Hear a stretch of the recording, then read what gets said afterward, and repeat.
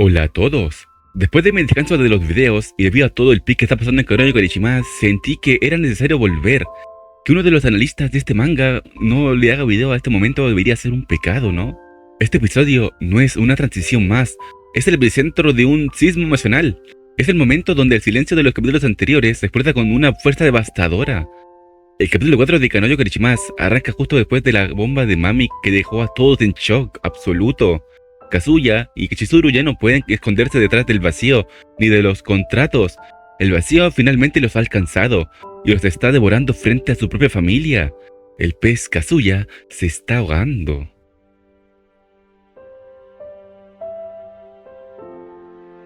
Este episodio no busca impresionarte con una animación fluida de acción, aunque es increíble que tenga animación, la verdad. Busca dejarte incómodo, busca que sientas el sudor frío de los protagonistas. Rei utiliza este momento para recordarnos que el equilibrio que sostuvimos por años se rompió de forma definitiva. Las reglas del mundo que conocíamos, de las citas de alquiler, los pagos por hora y la distancia profesional, han dejado de importar. Ahora todo se reduce a una sola cosa, la supervivencia pura.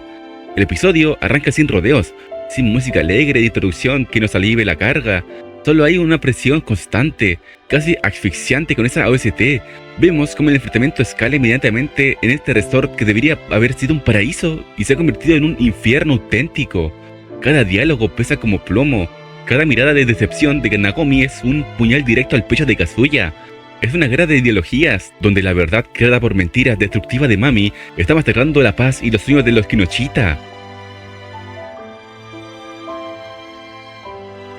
Kazuya entra en un shock gigante, un estado de parálisis emocional, pero si miras de cerca sus ojos, lo que ves es pura desesperación. Está llorando, sí. Intentó disculparse desde lo más profundo de su ser, pero Mami lo frenó en seco. No puede hacer nada. Está atrapado en la peor situación posible de su vida.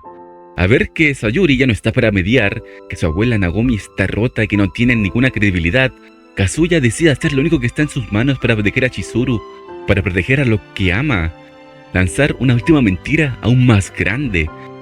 Cuando declara que ya eran novios oficiales una semana antes de que Sayuri falleciera, no es una salida fácil ni cobarde, es un movimiento suicida.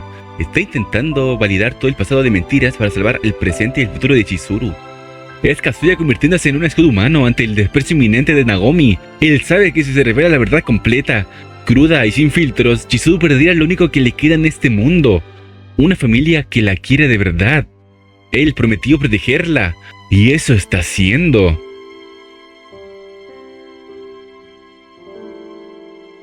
Aquí entramos en el corazón del análisis, en lo que yo llamo el 1% de verdad.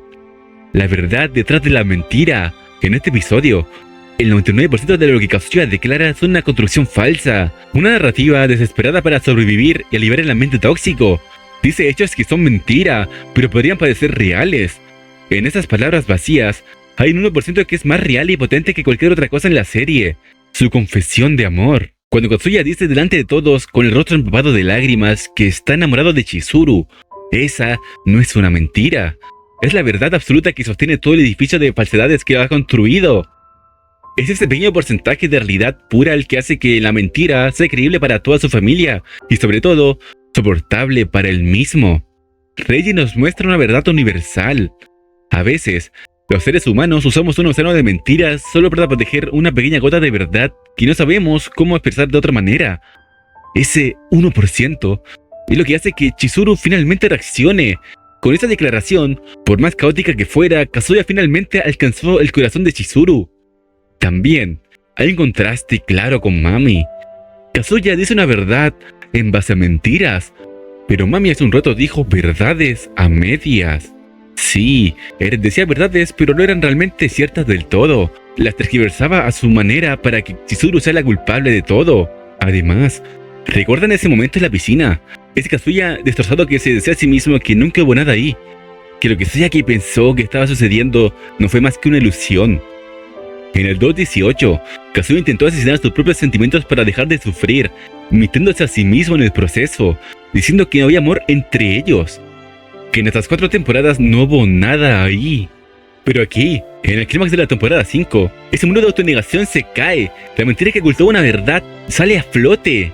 Ese contraste, Esta narrativa escondida es lo que hace que el paraíso sea el mejor arco de Kanokari. El flashback de Ruka en este punto es fundamental para entender el peso de la traición. Nos recuerda por qué ha estado tan obsesionada con conquistar a Kazuya durante tanto tiempo.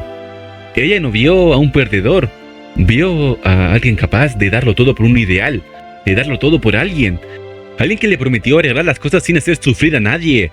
Ver a Ruka intentando salvar a Kazuya en el presente, mientras recordamos sus encuentros pasados, le da una capa de profundidad enorme a su personaje. Ella ama profundamente al hombre que en este preciso instante está dispuesto a mentir al mundo entero y sacrificar su propia integridad por otra mujer. Y luego entra Kibe. Kibe siempre ha sido el cable a tierra, el recordatorio de la realidad para Kazuya.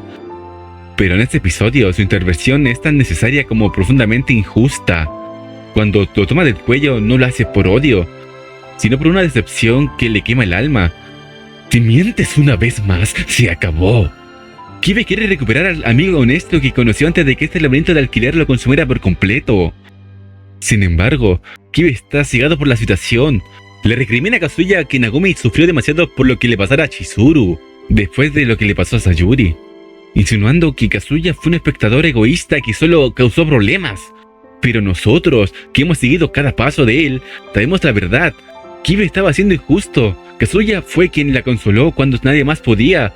Fue quien organizó una producción cinematográfica completa, una cita de ensueño, gastó un dineral por ella para que pudiera desahogarse, para que deje de actuar como una novia de alquiler, para que sea Chizuru Ichinose quien estuviera en esa cita.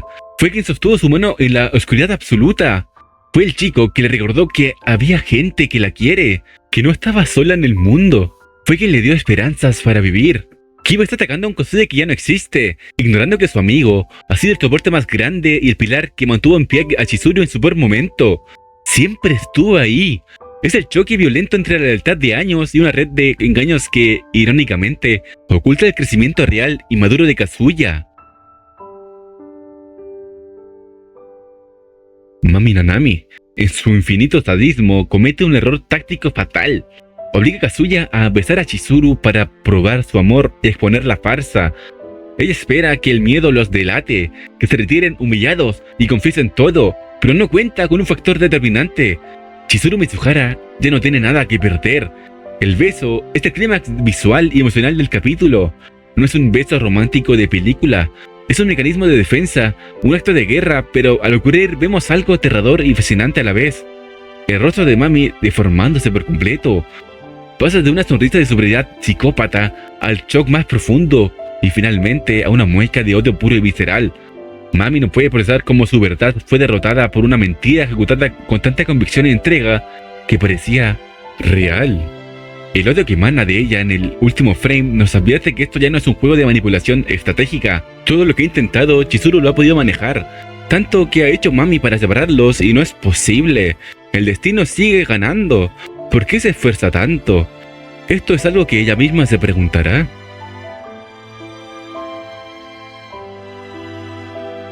Este episodio marca sin duda el fin de la inocencia de la serie.